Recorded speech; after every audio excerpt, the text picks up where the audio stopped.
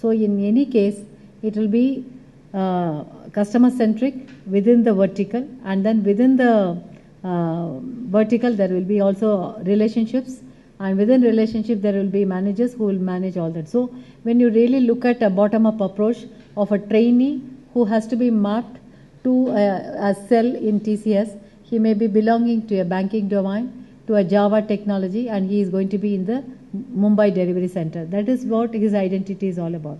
And he will have a supervisor, he will have a GL, he will have an ISU head. So when the organization is really well run with the governance, and the governance which is important to deliver the goods both internally and externally, and making sure that the person is able to get whatever he wanted in terms of competency and the skill to perform a role, and also to improve his competency levels across technologies, across domain. That is all well defined as a horizontal framework. So within the team, within the ISU, within the unit, they are all governed by the processes, and this is a repeatable processes across the entire organization. So definitely there will not be any chance to be bureaucratic, and there will not be any chance to miss any of the things which are going to be consolidated, because there will be, as much as there are verticals, there will be horizontals to support the organizational infrastructure. There will be a process framework, there will be technology excellence, there will be resource management, there will be competency building, there will be enterprise solutions. Across that there will be, within a vertical there will be all services that we are offering in terms of the infrastructure, whatever. So the unit actually performs as an independent company for all the things that they do and deliver. And they have a goal and they have a business plan to meet, and then they have a target to meet every quarter, and that is reviewed. And for you to ask the other question, where the number of students who are going to be recruited and their quality, totally agree that we may have to go for more number of colleges. As of today, TCS goes and recruits from 458 engineering colleges after filtering about 2000 colleges. We go and do an accreditation to a college with whom we want to build a relationship, which we call it as an academic interface program. There we go and assess the college, their infrastructure, their intake, their cutoff marks, and when is the day their single window gets occupied, and what are the investments into research, how many PhDs are there, what projects, how many PhDs have written books, and what is the vision of the management, what's the commitment, what's the technology that they have, and so on and so forth. So there is a very big list of things which we look at in college for accreditation in TCS. Once they accreditate them, then we do a lot of things for them to do a faculty development program. We go and tell them what is the expectation of them from the IT industry perspective, because they may be just curriculum oriented. But for them to really have a blend of what is expected of industry, we go and teach them. So there is so much that we do in every college. And there will be academic relationship managers with who are attached, and I have been attached with more than about 15 colleges who actually am part of the governing council or development council to help them. That's not my line job. That's the only thing I have accepted, because you are a vice president, you are at a vice president level, and where you can definitely learn and then share with the academia. So the quality of the students at a first level, let us say that in an interviewing process of 800 people, some 500 people are recruited, maybe there is 1 to 2% of quality that is crept in, which is not good, and that will get filtered at various stages. They definitely go through an assessment process throughout the first year. So definitely they get dropped out or they get singled out. So when the quality is ensured at a very high level, with a very high cutoff, with an ability to pass an aptitude test and a technical interview, still if there are some outliers and then they get into the system, they get definitely eliminated at various points in time. So the organization, if you really think that if it works with 100% of the best people, it may not be possible, but it really strives to become 100% with respect to the quality of people. No single organization can boast about that, because the numbers are high, the amount of time you spend with a person to assess the person is not very high. Does it answer your question?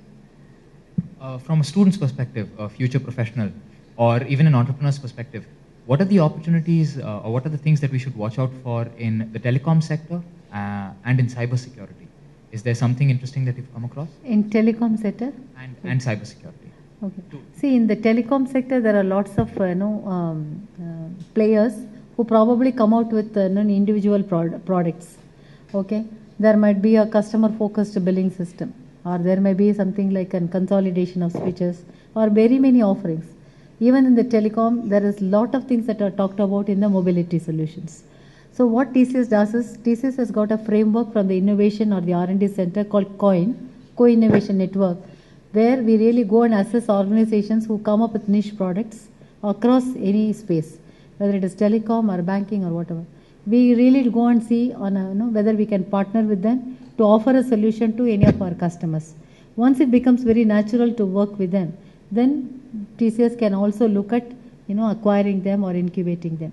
And that's how we probably have looked at many such customers. One of the acquisition of banking software was FNS in Australia, where we have got more than about 110 customers, and you must be knowing about State Bank of India having purchased it with 18,000 branches across India and very many banks across the globe.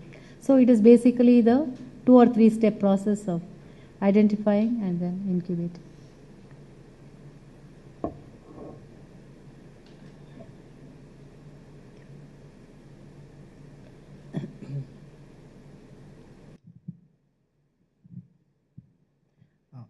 Ma'am, in your journey, you mentioned about your career growth. Actually, I wish to know about what was your motivating factor, or you were better off how, how you were able to manage his growth and your growth together. Yeah, I think it's mutual. When you grow well and you really have the passion to make the organization grow. So when I joined TCS, I told you the Chennai was 50 people and only there was a first line beach with 10 people, and then we moved to Cathedral Road with 50 people. Then we have grown into TCS Chennai is the largest branch of TCS with about 47,000 people. And probably Bombay will be the next and so on. So when you really start getting more and more work, and if you really look at TCS statistics, 95% of TCS projects come from a repeat business. Okay, so we always say that our substance is more than our style. So we don't really have to go out of the way to market so much that we really get the best customers, because customers know a lot about us.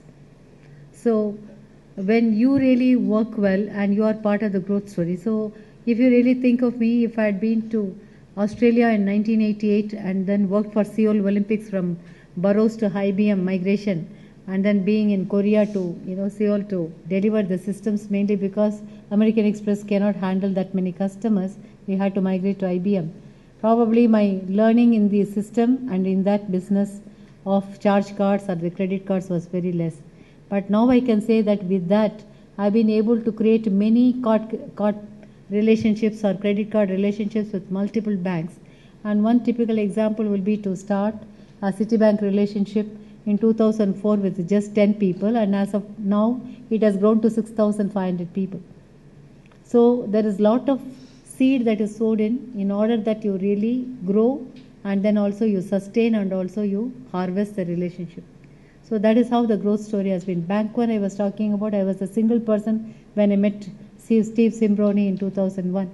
But now JP Morgan Chase and Bank One, probably about $120 million per year, with close to about 3,800 people. So the growth always starts with very few people where the customer tests you for your capability, your flexibility, and also your quality or your delivery excellence. Once they are comfortable, they really become champions to go and tell within their own department as to how you can work well. And when you work well, you become the brand image of TCS. There are many customers with whom I have worked in 1993. I remember one person from American Express Miami, Hector Pureco. He came to TCS as TCS client from Bank of America in 2006. After 13 years, he just asked the people, there used to be a lady who used to come to Miami and then work there, and she also had the Hurricane Andrew, and we had interesting time. So he probably does not remember you just because you were there, but because you have really been part of his delivery. Because that time we consolidated the entire LAROC systems, which was Latin American and Caribbean systems. So we worked in Venezuela, then Argentina, Mexico, and Uruguay, as well as in Brazil. So these systems were totally done under my leadership. So The customer, when they come back to you, they don't remember, they just don't remember you because you are from TCS, because he is seeing you as an image of TCS and starts to think that if you are there, definitely his project is in safe hands. At least he doesn't have to worry about his position. So that is how the customers work, and that's how you probably penetrate more into the customers' organizations. You probably enter into one division, then you can have champions to enter into other divisions, and then you can grow across technologies, across verticals, and then across domains. Let's thank Mr. Hema Gopal again for her extremely interesting talk as well as very informative Q&A. I will ask Ms. Alamelu, another of our very successful alumna entrepreneurs, to give a memento to Hema. Thank you.